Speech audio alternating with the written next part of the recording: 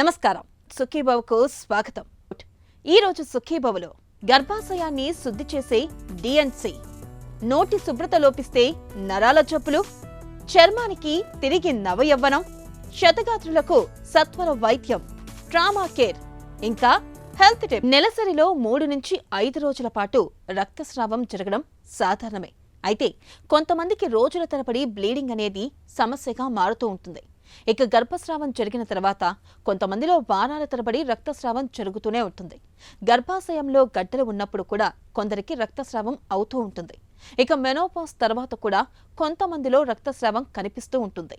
ఇలాంటి సందర్భాలన్నింటిలోనూ చికిత్సలో భాగంగా డాక్టర్లు డిఎన్సి చేస్తూ ఉంటారు. డైలటేషన్ అండ్ క్యూరిటేజ్గా పిలిచే ఈ చికిత్సా విధానం గురించి ఇప్పుడు తెలుసుకుందాం. పండగలకు పబ్బాలకు ఇళ్లంతా బూజు దులుపుకోవడం, ఇంట్లోని వస్తువుల్ని శుభ్రం చేసుకోవడం మనకు తెలిసిందే. అచ్చంగా ఇలానే మహిళల్లో కొంతమందికి గర్భాశయాన్ని శుభ్రం చేయాల్సి వస్తుంటుంది. ఈ రకమైన పరిస్థితిని డైలేషన్ అండ్ క్యూరటేజ్ అని, వాడుకలో డిఎన్సి అని పిలుస్తారు.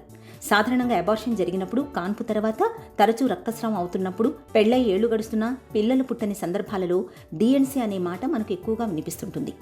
ఒక్కసారి గర్భసంచిని శుభ్రం చేయించుకుంటే సమస్యలు సర్దుకుంటాయని అనుకుంటాం. డిఎన్సిని ఎప్పుడు ఎలాంటి సందర్భాల్లో చేస్తారో వివరిస్తున్నారు డాక్టర్. డైలటేషన్ అండ్ క్యూరిటాజ్ అంటే ఏంటి అంటే, మనకి ఇది గర్భసంచి కదండి, ఇది మనకి యోని ప్రాంతం, ఎక్కడైతే ఆడమగ కలుస్తారో ఆ ప్రాంతం అన్నమాట. డైలటేషన్ అంటే ఈ గర్భసంచికి మనకి ఎక్స్టర్నల్ లాస్, ఇంటర్నల్ లాస్ అని 2 ఉంటాయి. సో ఈ రంధ్రాలని ఓపెన్ చేసుకొని లోపలికి వెళ్తేనే మన గర్భసంచి లోపల ఉన్న కంటెంట్స్ ఏదైతే ఎండోమెట్రియం అంటామో, అంటే నెల్సర్లో వచ్చే మెన్స్ట్రల్ టిష్యూ ఏదైతే ఉంటుందో దాన్ని మనం అంతా క్లీన్ చేసి మనము అనాలిసిస్కి పంపగలం. సో డైలటేషన్ ఆఫ్ దిస్ అంటే internal os and external os. And curettage అంటే ఒక స్పూన్ పెట్టి గీకడం. మనం ఎప్పుడైతే ఏదైనా కూర గిన్నెలో మిగిలిపోతే లాస్ట్లో ఇలా స్పూన్ పెట్టి ఇలా గీకుతాం కదా, అట్లా మన గర్భసంచి లోపల కూడా ఒక స్పాచులా లాంటిది ఒకటి ఉంటుంది. దాన్ని క్యూరేట్ అంటాము, మెటల్ క్యూరేట్ అంటాము, లేకపోతే పిపిల్ క్యూరేట్ అంటాం. అది పెట్టి మనం మొత్తము మెన్స్ట్రల్ లేయర్ని స్క్రేప్ చేసి దాన్ని హిస్టోపెథాలజీ ఎగ్జామినేషన్కి పంపిస్తాం అన్నమాట. సో ఈ ప్రాసెస్ని డైలటేషన్ అండ్ క్యూరేటాజ్ అంటారు. ఇది కొన్నిసార్లు జస్ట్ సెడేషన్ కింద చేస్తాము, లేకపోతే అనెస్థీషియా కింద కూడా చేస్తాం. Dilation and క్యూరటేజ్. గర్భాశయాన్ని శుభ్రం చేసే ఈ ప్రక్రియలో పొట్ట కోయడం, కుట్లు వేయడం లాంటివి ఏవీ ఉండవు. 1 నుంచి 2 గంటల్లో అయిపోతుంది. ఇలా వచ్చి అలా చేయించుకుని వెళ్ళిపోవచ్చు. గర్భస్రావం అయినప్పుడు పిండం తాలూకు ముక్కలు ఇంకా లోపలే మిగిలిపోయి ఉండొచ్చని అనుమానంగా ఉన్నప్పుడు డిఎన్సి చేయించుకోవడం ఉత్తమం. కాన్పు తర్వాత మాయ ఎంతకీ బయటకు రానప్పుడు, లోపల ఇంకా పొరలు మిగిలిపోయి ఉన్నాయని అనుకున్నప్పుడు, ముత్యాల గర్భం వచ్చినప్పుడు డాక్టర్లు డిఎన్సి చేయడం ద్వారా గర్భసంచిని శుభ్రం చేస్తుంటారు. నెలసరితో నిమిత్తం లేకుండా తరచూ రక్తస్రావం అవుతున్నప్పుడు, ఆగకుండా రక్తస్రావం జరుగుతున్నప్పుడు చికిత్సలో భాగంగా డిఎన్సిని చేయాల్సి వస్తుంది. ఇక మెనోపాజ్ దశలో తరచూ రక్తస్రావం అవుతున్నప్పుడు క్యాన్సర్ అవునా కాదా అని నిర్ధారించుకునేందుకు కూడా డిఎన్సి ఉపయోగపడుతుంది. 40 ఏళ్ళు పైబడ్డ ఆడవాళ్ళు, లేకపోతే 30 ఏళ్లలో కూడా విపరీతమైన రక్తస్రావం అవుతుంది నెలసరి టైంలో. అప్పుడు మనకి ఈ ఎండోమెట్రియం ఎట్లా బిహేవ్ చేస్తుంది, దాంట్లో ఎక్కువ ఈస్ట్రోజన్ ప్రిడామినెన్స్ ఉందా, లేకపోతే ప్రొజెస్ట్రాన్ డెఫిషియన్సీ ఉందా, అసలు ఈ ఎండోమెట్రియంలో ఏమైనా క్యాన్సర్లు దాగున్నాయా, లేకపోతే అసలు దాని ప్యాటర్న్ ఎలా ఉంది అన్నది మనం స్టడీ చేయడానికి ఓవర్ బ్లీడింగ్ కేసెస్లో అప్పుడు మనం డైలటేషన్ అండ్ క్యూరేటాజ్ చేస్తాం. అది డయాగ్నోస్టిక్ అయితే. కొన్నిసార్లు ఎన్ని మందులు పెట్టినా కూడా మనకు బ్లీడింగ్ అన్నది ఆగదనమాట. అలాంటప్పుడు థెరాప్యూటిక్ క్యూరేటాజ్ చేస్తాం. ఏంటంటే క్యూరేటాజ్ చేస్తే వన్స్ ఫర్ ఆల్ చాలామంది వరకు, మందులతో పాటు క్యూరేటాజ్ చేస్తే చాలామంది వరకు రక్తస్రావం అన్నది తగ్గిపోతుంది అనమాట. అంతేకాకుండా మనకి అబార్షన్స్, కొన్నిసార్లు మనం ఎంతో మెడిసిన్స్ పెట్టి మనము ఎంటీపీ అంటే టర్మినేషన్ ఆఫ్ ప్రెగ్నెన్సీ అబార్షన్స్ చేసినా కూడా కొన్ని ముక్కలు అనేవి మిగిలిపోతాయి అన్నమాట. అలాంటి టైంలో కూడా మనము డిఎన్సి అన్నది పర్ఫామ్ చేస్తాం. మోస్ట్ కామన్గా పర్ఫామ్ చేసేది ఈ టైమ్స్లో. పోతే పోస్ట్ మెనోపాజల్ బ్లీడింగ్ అంటే మనకి మెనోపాజ్ వచ్చాక మొత్తం నెల్సర్లన్నీ వన్స్ ఫర్ ఆల్ ఆగిపోయాక కూడా కొందరు ఆడవాళ్ళలో ఏంటంటే ఈ మెన్స్ట్రేషన్ అన్నది రియాక్టివేట్ అవుతుంది ప్రకృతికి విరుద్ధంగా. సో అలాంటి టైంలో most common post menopausal bleedings have to be treated aggressively. ఎందుకంటే చాలా వరకు క్యాన్సర్లు దాగుంటాయి, మనకి మెనోపాజ్ తర్వాత క్యాన్సర్స్ వచ్చే అవకాశం ఉంటుందన్నమాట. సో అప్పుడు కూడా మనం అనాలిసిస్కి ఒక డిఎన్సి అన్నది మనం పర్ఫామ్ చేస్తాం అన్నమాట. పెళ్ళై 7 గడుస్తున్నా కొంతమందికి గర్భధారణ జరగని పరిస్థితి ఉంటుంది. టీబీ మూలంగా అండవాహికలు మూసుకుపోయి ఉండొచ్చు. గర్భాశయంలో పిలకలు, గడ్డలు అడ్డంకులుగా ఉండొచ్చు. ఇలాంటప్పుడు డిఎన్సీ చేస్తే మంచి ఫలితం ఉంటుంది. సంతాన సాఫల్యత అవకాశాలు పెరుగుతాయి. డిఎన్సీ చేయడానికి వీలుగా ముందు రోజే మందులు ఇచ్చి గర్భసంచి ముఖద్వారాన్ని మెత్తగా చేస్తారు. డిఎన్సీని సాధారణంగా పూర్తి మత్తులో చేస్తారు. గర్భసంచి ముఖద్వారాన్ని వెడల్పు చేసుకుంటూ వాక్యూమ్ మిషన్కు జత చేసిన ఒక ప్లాస్టిక్ క్యాన్యులాని గర్భసంచి లోపలికి చొప్పించుకుంటూ వెళుతూ శుభ్రం చేస్తారు. గంట నుంచి 2 గంటల్లో ఈ ప్రక్రియ పూర్తయిపోతుంది. మళ్ళీ ఒకసారి స్కాన్ చేయడం ద్వారా గర్భసంచి లోపల ముక్కలేమీ లేవని నిర్ధారించుకున్న తర్వాత పేషెంట్ని ఇంటికి పంపించేస్తారు. స్పెసిఫిక్గా చెప్పాలంటే హిస్ట్రోస్కోపీ గైడెడ్ డిఎన్సీని మనం పర్ఫామ్ చేస్తాం. ఎందుకంటే స్కాన్లో ప్రతిదీ మనకు కనబడదు. అల్ట్రాసౌండ్ అనేది ఎలా ఉంటుంది అంటే, మన పాత రోజుల్లో కెమెరా ఉంటుంది కదా, కెమెరాలో ఒక నెగిటివ్ రీల్ పెట్టి మనం ఫోటో తీసాక ఆ రీల్ని బయటకు తీసి డెవలప్ చేస్తే ఫొటోస్ వస్తాయి. సో ఎప్పుడైతే మనం అల్ట్రాసౌండ్ చేస్తున్నామో ఆ క్యాప్చర్ చేసే విధానం అన్నది ఆ నెగిటివ్ రీల్ లాంటి పిక్చర్ అనమాట. మనకి ఇప్పుడు స్మార్ట్ ఫోన్లలో చూసేది మనం ఒరిజినల్ పిక్చర్ చూస్తూ ఉంటాం స్మార్ట్ ఫోన్స్లో. ఈ స్మార్ట్ ఫోన్కి రీల్కి ఎలా డిఫరెన్స్ ఉంటుందో హిస్ట్రోస్కోపీ గైడెడ్ డిఎన్సీకి అల్ట్రాసౌండ్కి మనకు అంత డిఫరెన్స్ ఉంటుంది అనమాట. So always to be more specific, hysteroscopy guided DNC is the best option. DNC తర్వాత పొత్తి కడుపులో కొద్దిపాటి నొప్పి ఉంటుంది. కొంచెం కొంచెంగా రక్తస్రావం జరగచ్చు. 1-2 రోజులు విశ్రాంతి తీసుకుంటే ఈ సమస్యలు చాలా వరకు సర్దుకుంటాయి.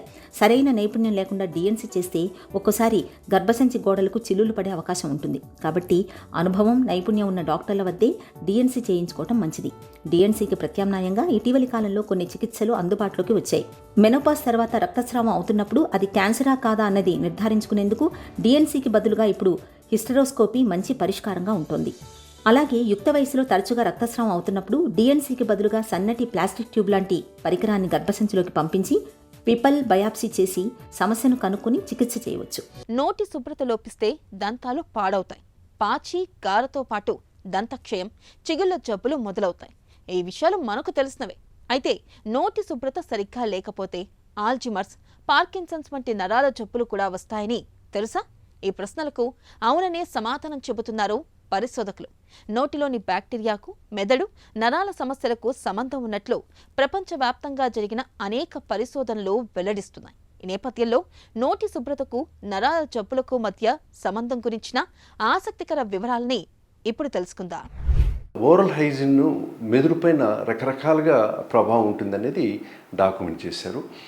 ఏ విధంగా ఉంటుందంటే, ఈ ఓరల్ హైజిన్ సరిత లేని వాళ్లకు ఈ బ్రెయిన్లో రక్తనాళాల్లో ఈ రక్తము తొందరగా గడ్డ కట్టడము, వాళ్ళకు తొందరగా ఈ పక్షవాతం అనేది రావడం జరుగుతుంటుంది. సో మామూలుగా పక్షవాతం అనేది 50-60 ఇయర్స్ దాటిన వాళ్ళకు, లేకపోతే షుగర్, డయాబెటీస్, అంటే vascular risk factors, diabetes, hyper tension, smoking, alcohol, obesity, ఇవన్నీ ఉండే వాళ్ళకు వస్తుంటుంది. బట్ ఈ ఓరల్ హైజిన్ కూడా సరిత లేని వాళ్ళకు కూడా ఈ విధంగా తొందరగా స్ట్రోక్ రావడం అనేది జరుగుతుంది. అది ఒకటి ఫ్యాక్ట్. ఇంకోటి రెండోది ఏమిటంటే, ఈ ఓరల్ హైజిన్ చాలా నెలల తరబడి చాలా కాలం వరకు సరిత లేని వాళ్ళకు ఈ బ్రెయిన్లో సెల్స్ షింక్ కావడము, డ్యామేజ్ కావడము జరిగేదానివల్ల తొందరగా డీజెనరేటివ్ న్యూరలాజికల్ డిజార్డర్స్, ముఖ్యంగా ఏమిటంటే ఈ పార్కిన్సన్స్ డిసీజ్ అనేది, తర్వాత వచ్చి డిమెన్షియా అనేది తొందరగా వచ్చేదానికి అవకాశం ఉంటుందనేది అది ప్రూవ్ చేశారు.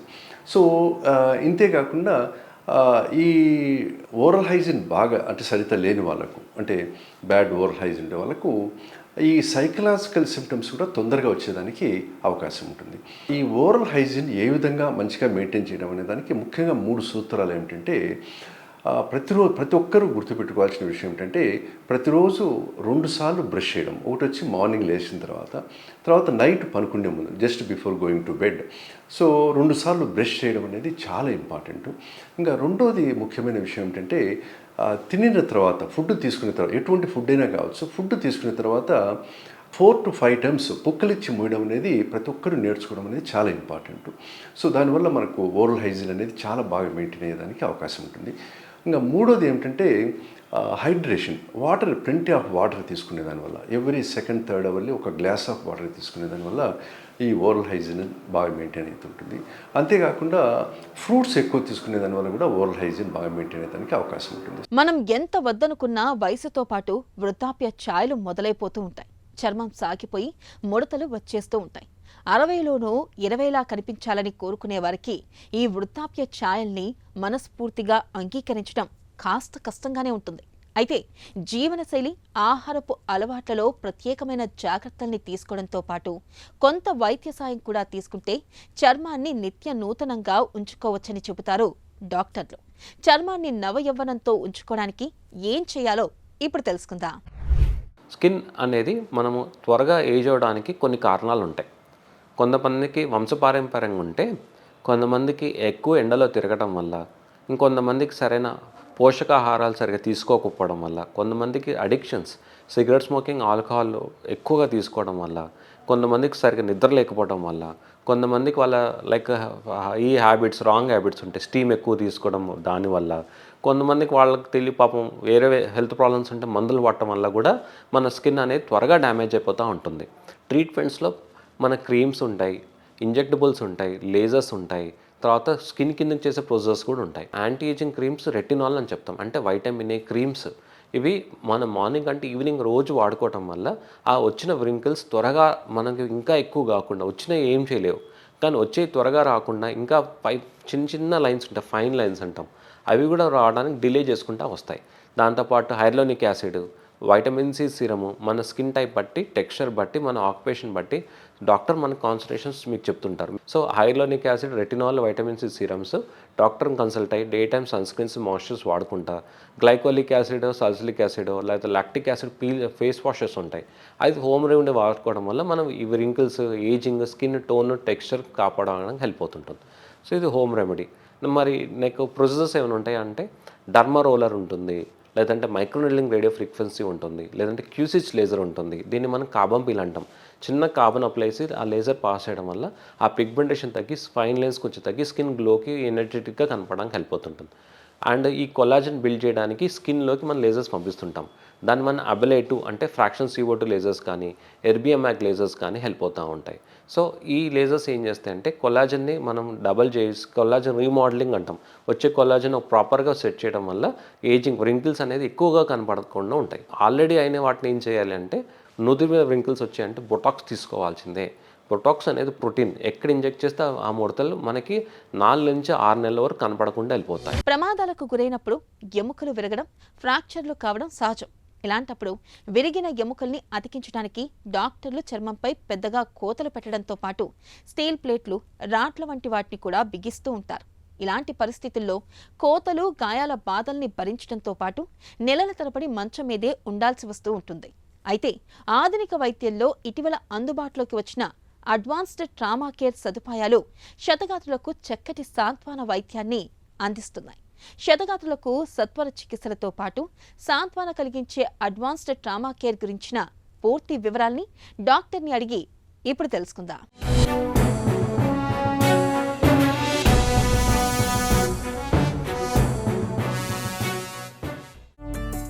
అడ్వాన్స్డ్ ట్రామా కేర్ అంటే ఏంటి?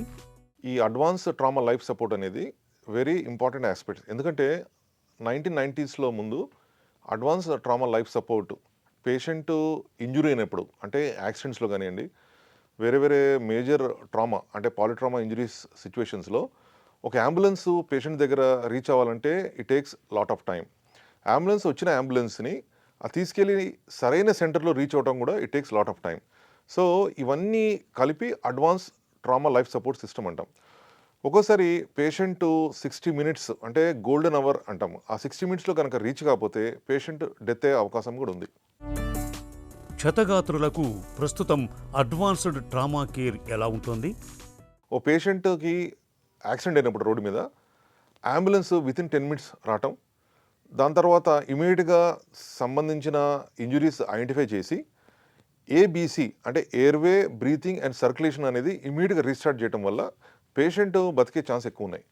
దీంట్లో మోస్ట్ ఇంపార్టెంట్ థింగ్ ఏంటంటే ఈ అడ్వాన్స్ లైఫ్ ట్రామా సిస్టంలో ఈ అంబులెన్సెస్ కూడా చాలా హైలీ ఎక్విప్డ్ అంబులెన్స్ ఉండటం వల్ల అండ్ వెల్ ట్రైన్డ్ స్టాఫ్ దాంట్లో కూర్చోటం వల్ల patient 80 to 90% within the time golden అవర్లో రీచ్ అయ్యే హాస్పిటల్లో ఉంది.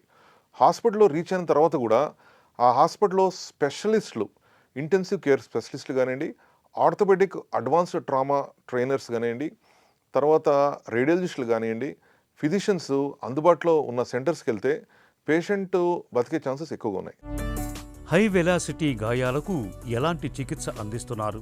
హై వెలాసిటీ ఇంజురీస్ అనేది ఎందుకు అవుతున్నాయంటే అన్ఫార్చునేట్లీ స్పీడ్ కంట్రోల్ లేకపోవడం వల్ల, హై స్పీడింగ్ ఉండటం వల్ల వెహికల్ టు వెహికల్ ఇన్సిడెంట్ జరిగినప్పుడు ఒక 10 to 15 మినిట్స్లో ఐడెంటిఫై చేసి పేషెంట్కి కనుక హాస్పిటల్లో 60 మినిట్స్లో తీసుకెళ్తే వాళ్ళు బతికే ఛాన్స్ ఎక్కువ ఉంటుంది.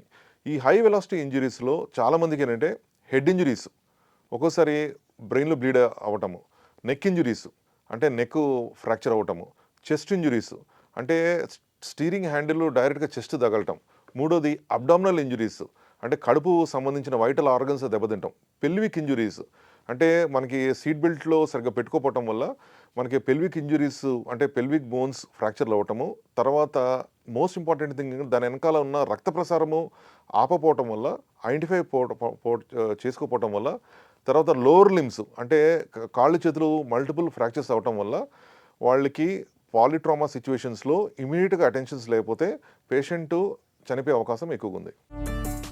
బోన్ మిస్సింగ్ కేసుల్లో చికిత్స ఎలా ఉంటుంది? ఈ బోన్ మిస్సింగ్ అనేది దాంట్లో డిఫరెంట్ క్లాసిఫికేషన్ ఉంది. ఒక్కోసారి ఇంజురీస్ ఒక్కోసారి చిన్న ఓపెన్ ఇంజురీస్ అంటే ఎప్పుడైతే మేజర్ బోన్స్ ఫీమర్ బోన్ కానీ టిబియా బోన్ ఫ్రాక్చర్స్ అయినప్పుడు ఒక్కోసారి చిన్న పీసెస్గా అయిపోయి చిన్న పీసెస్ కింద పడిపోయే అవకాశం ఉంటుంది at the site of accident. ఆ మిస్సింగ్ బోన్ని దాని ఎంత పోయింది, సపోజ్ 2 పోయిందా, 4 పోయిందా, 5 పోయిందా అనే క్యాలిక్యులేషన్ చేసుకొని దాని దగ్గర ట్రీట్మెంట్స్ ఉంటాయి.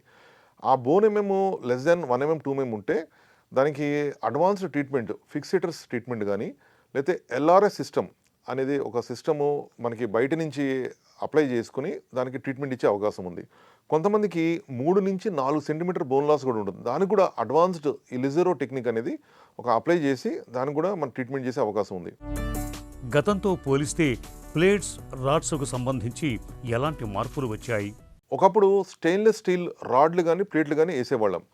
ఆ స్టెయిన్లెస్ స్టీల్ ప్లేట్లు రాడ్లు ఏంటంటే దానికి బయోకంపాటబిలిటీ కానీ స్ట్రెంగ్త్ కానీ స్టిఫ్నెస్ కానీ చాలా తక్కువ ఉంటుంది.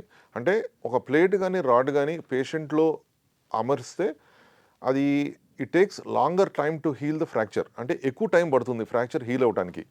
కాంప్లికేటెడ్ ఫ్రాక్చర్స్ ఉన్నప్పుడు ఈ స్ట్రెస్సెస్ ఏదైతే ఉన్నాయో టార్షనల్ స్ట్రెస్సెస్ కానివ్వండి, లోడింగ్ స్ట్రెస్సెస్ కానివ్వండి, ఒక్కోసారి ఈ స్టెయిన్లెస్ స్టీల్ అనేవి ఆపకపోవచ్చు, ఫెయిల్ అయ్యే అవకాశం ఎక్కువ ఉంది.